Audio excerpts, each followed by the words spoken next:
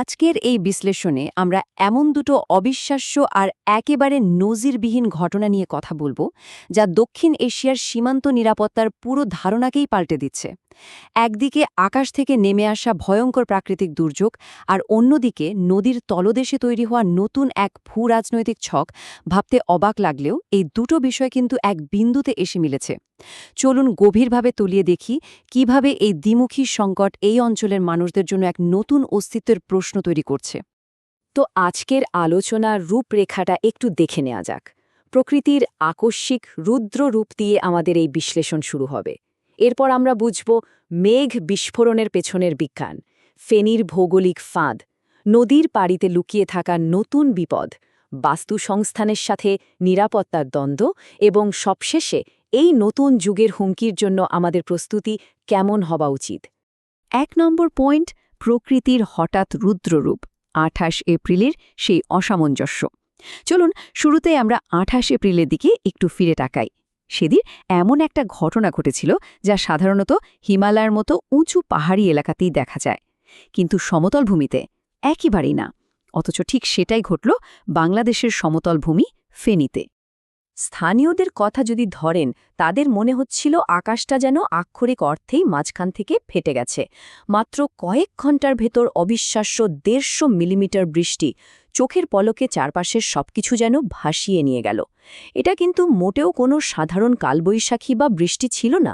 সমতল ভূমির মানুষ তো বটেই, বিশেষজ্ঞরাও এমন আকাশভাঙা বৃষ্টি দেখে রীতিমতো হতবাক হয়ে গিয়েছিলেন। ঠিক এই জায়গাতেই চলে আসে বিজ্ঞানের একটা বিশেষ টার্ম, ক্লাউডবাস্ট বা মেঘ বিস্ফোরণ। সোজা কথায় বলতে গেলে, যদি মাত্র ১ ঘণ্টায় ১ বর্গ কিলোমিটার এলাকায় ১০০ মিলিমিটার বা তার বেশি বৃষ্টিপাত হয়, বিজ্ঞান সেটাকেই মেঘ বিস্ফোরণ বলে। আগে আমরা ভাবতাম ফেনীর মতো সমতল আর পাহাড়বিহীন জায়গায় এমন কিছু ঘটা একেবারেই অসম্ভব, কিন্তু জলবায়ু পরিবর্তনের এই ধাক্কায় প্রকৃতির চেনা নিয়মগুলো যে ভেঙে চুরমার হয়ে যাচ্ছে, এটা তারই একটা জ্বলজ্বন্ত প্রমাণ। ২ নম্বর সেকশনে আমরা দেখব মেঘ বিস্ফোরণের ব্যবচ্ছেদ। চলুন বিজ্ঞানের চশমা দিয়ে পুরো ব্যাপারটা একটু বিশ্লেষণ করে দেখি, এত বড় একটা ধ্বংসাত্মক আবহাওয়া বিপর্যয়ের মেকানিজমটা আসলে কি। এই প্রক্রিয়াটা যদি আমরা ধাপে ধাপে ভাঙি, ব্যাপারটা বেশ ইন্টারেস্টিং। প্রথমে উষ্ণ আর আর্দ্র বাতাস খুব দ্রুত সোজা উপরের দিকে উঠে যায়। এরপর বিশাল বিশাল কিউমুলোনিম্বাস মেঘ প্রচুর জলীয় বাষ্প আটকে ফেলে।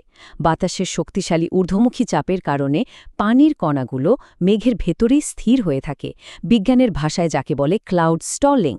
তারপর একসময় যখন বাতাসের সেই ঊর্ধ্বমুখী চাপ দুর্বল হয়ে পড়ে আর পানির বিপুল ওজন ধরে রাখতে পারে না, তখন হঠাৎ করেই লাখ লাখ টন পানি একসঙ্গে সজোরে নিচে আছড়ে পড়ে।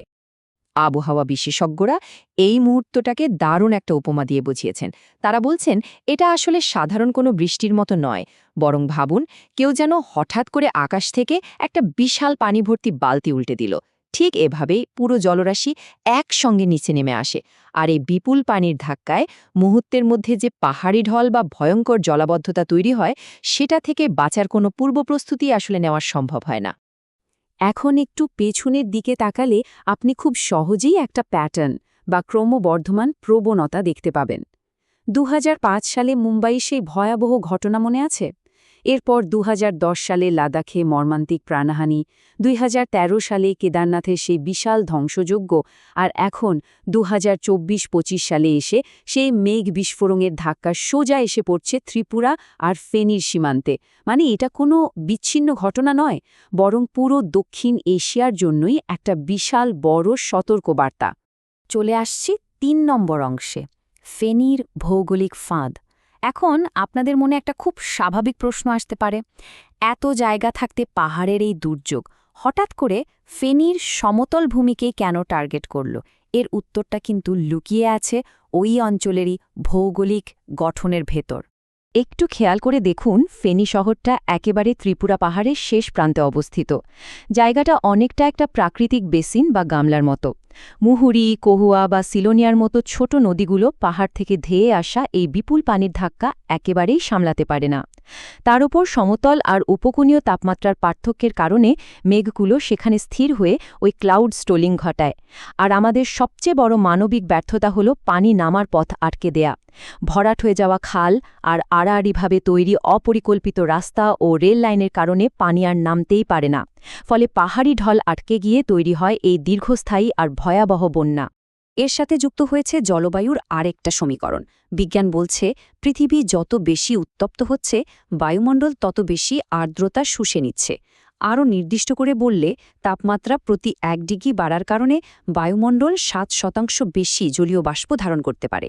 এর মানে দাঁড়ায়, ক্রমশ গরম হতে থাকা আমাদের বঙ্গোপসাগর এখন আক্ষরিক অর্থেই এই ধরনের ওয়াটার বোমা বা মেঘ বিস্ফোরণ তৈরির একটা বিশাল কারখানায় পরিণত হয়েছে। এবার 4 নম্বর সেকশনে আমরা আলোচনা করব নদীতে লুকিয়ে থাকা নতুন বিপদ নিয়ে। অপ্রত্যাশিত আকাশের দিক থেকে আমরা এবার দৃষ্টি ফেরাব অন্য একদিকে। এই একই সীমান্ত নদীগুলোতে এখন সম্পূর্ণ ভিন্ন আর সুপরিকল্পিত একটা হুমকির কথা শোনা যাচ্ছে, যা এই অঞ্চলের ভূরাজনীতিতে একেবারে নতুন একটা মাত্রা যোগ করেছে। বিভিন্ন আন্তর্জাতিক গণমাধ্যমের খবর অনুযায়ী গত ২৬ মার্চ বিএসএফ সদর দপ্তর থেকে একটা অত্যন্ত চাঞ্চল্যকর অভ্যন্তরীণ নির্দেশনা জারি হওয়ার কথা জানা যায়। সেখানে প্রাকৃতিক সীমান্ত বাধা হিসেবে নদীগুলোতে বিষধর সাপ আর কুমির ছেড়ে দেওয়ার একটা সম্ভাব্যতা যাচাই করা হয়েছে। হ্যাঁ, ঠিকই শুনছেন, সাপ আর কুমির। অনুপ্রবেশ ঠেকাতে এটা নিঃসন্দেহে একটা অভাবনীয় আর নজিরবিহীন পদক্ষেপ। এই পরিকল্পনার প্রেক্ষাপট বুঝতে হলে পুরো ভারত বাংলাদেশ সীমান্তের গঠনটা একটু দেখা দরকার। ৪,০৯৬ কিলোমিটার দীর্ঘ এই সীমান্তের মধ্যে প্রায় ৩,০০০ কিলোমিটারে বেড়া আছে, কিন্তু মূল ফোকাসটা হলো এই ১৭৫ কিলোমিটার নদী আর জলাভূমির ওপর, যেখানে কাঁটাতারের বেড়া দেওয়া টেকনিক্যালি একেবারেই অসম্ভব। আর ঠিক এই খোলা জায়গাতেই জীবন্ত প্রাণী দিয়ে প্রতিবন্ধকতা তৈরির কথা ভাবা হচ্ছে। আমাদের ৫ নম্বর পয়েন্ট হল বাস্তুসংস্থান ও সীমান্ত নিরাপত্তা। এই অভূতপূর্ব কৌশলটা স্বাভাবিকভাবেই আন্তর্জাতিক অঙ্গনে সীমান্ত নিরাপত্তা বনাম মানবিক সুরক্ষা নিয়ে বেশ বড়সড় একটা বিতর্কের জন্ম দিয়েছে। আমরা কোনো পক্ষ না নিয়ে চলুন দুই দিকের যুক্তিটাই একটু নিরপেক্ষভাবে দেখি। একদিকে নিরাপত্তা রক্ষাকারী বাহিনীর দৃষ্টিকোণ।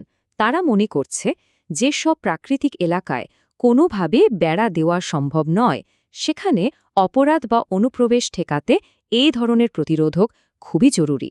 অন্যদিকে মানবাধিকার কর্মী আর গবেষকদের সংখ্যাটা ভিন্ন জায়গায়। তারা এটাকে বলছেন এক ধরনের বায়োপলিটিক্যাল ভায়োলেন্স। কারণ যুক্তিটা খুব সহজ। বিষধর সাপ বা কুমির তো আর বুঝতে পারবে না কে অনুপ্রবেশকারী আর কে দৈনন্দিন কাজে নদীতে নামার সাধারণ গ্রামবাসী। এর ফলে স্থানীয় পরিবেশের ভারসাম্য মারাত্মকভাবে ঝুঁকির মুখে পড়বে। আর ঠিক এখানেই ব্যাপারটা আরও জটিল হয়ে ওঠে। একটু আগে আমরা যে মেঘ বিস্ফোরণ বা আকস্মিক বন্যার কথা বলছিলাম, বন্যপ্রাণী বিশেষজ্ঞরা সতর্ক করছেন যে সেই বন্যার প্রবল স্রোত কিন্তু খুব সহজেই এই ভয়ঙ্কর শিকারী প্রাণীদের ভাসিয়ে নিয়ে যেতে পারে। আর নিয়ে গিয়ে কোথায় ফেলবে? সরাসরি দুই দেশেরই নিরীহ মানুষের জনবসতিতে। কারণ পানির স্রোত বা বন্যপ্রাণী তো আর মানুষের তৈরি করা রাজনৈতিক সীমানা চেনে না, তাই না? আমাদের শেষ পয়েন্ট ৬ নম্বর সেকশন, নতুন হুমকির প্রস্তুতি। এখন প্রশ্ন হল, এরপর আসলে কি?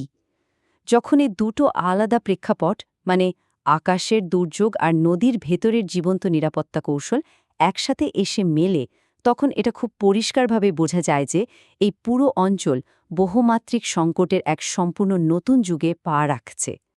এই নতুন বাস্তবতার সাথে খাপ খাইয়ে নেওয়াটা এখন আর কেবল খাতা কলমের তাত্ত্বিক ব্যাপার নয়। এর জন্য আমাদের খুব দ্রুত কিছু পদক্ষেপ নিতে হবে। প্রথমত, উন্নত ডপলার রাডার প্রযুক্তির ব্যবহার বাড়াতে হবে, যাতে মেঘ বিস্ফোরণ আগে থেকেই শনাক্ত করা যায়। দ্বিতীয়ত, আকস্মিক পানির চাপ সামলাতে সক্ষম টেকসই অবকাঠামো আর পরিবেশবান্ধব নগর পরিকল্পনার দরকার, যাতে পানি সহজেই নেমে যেতে পারে।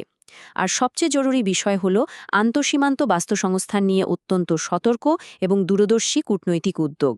এই পদক্ষেপগুলো ছাড়া এই দ্বিমুখী বিপদ মোকাবেলা করা প্রায় অসম্ভব। আজকের এই বিশ্লেষণের একদম শেষে এসে একটা গভীর চিন্তার খোরাক আপনাদের জন্য রেখে যাচ্ছি। একটু ভেবে দেখুন তো, সামনের দিনগুলোতে এই অঞ্চলের সাধারণ মানুষের নিরাপত্তা ঠিক কোথায় গিয়ে দাঁড়াবে? যখন একদিকে নদীর তলদেশে সুপরিকল্পিতভাবে নতুন বিপদ তৈরি করা হচ্ছে আর অন্যদিকে উষ্ণ হতে থাকা আকাশ থেকে যে কোনো সময় নেমে আসছে অপ্রত্যাশিত ধ্বংসযজ্ঞ, এই দুই ধরনের হুমকির মাঝখানে দাঁড়িয়ে আমরা কিভাবে নিজেদের টিকিয়ে রাখব, এ প্রশ্নটার উত্তর আমাদের সবাইকেই খুঁজতেই হবে। আজকের আলোচনা এখানেই শেষ করছি।